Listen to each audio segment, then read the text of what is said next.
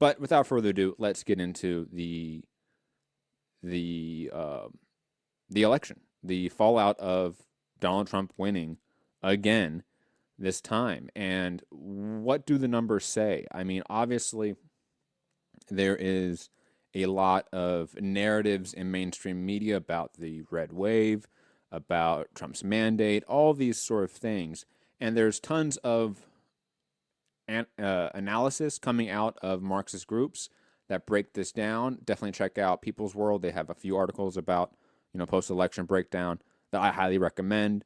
Plus, other Marxist groups have also written some really good post-election analysis. So definitely don't use just my analysis on this. Go out there, search other angles of what this means, what it means for the movement, what it means for us at this time in our material conditions and our balance of forces. But there's a few numbers that I think are really, really striking. And again, check out my article, Marxist Theory on Elections, Fascism, and Why It Matters After Donald Trump's Win on my Substack. Link below in the description or in my bio if you're watching this clip on social media. But here's the few numbers that I really want to highlight. Some good news first before we get into a lot of the bad news. PSL had a historic turnout for a Communist Party presidential ticket. At the time when I wrote the article, it was 150,503 votes for the PSL candidates, Claudia de la Cruz and who am I forgetting? Karina Garcia? I apologize if I forget the VP's candidate's name.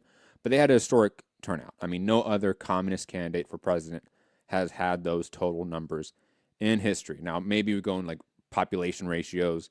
There are other ones that had more of a percentage turnout.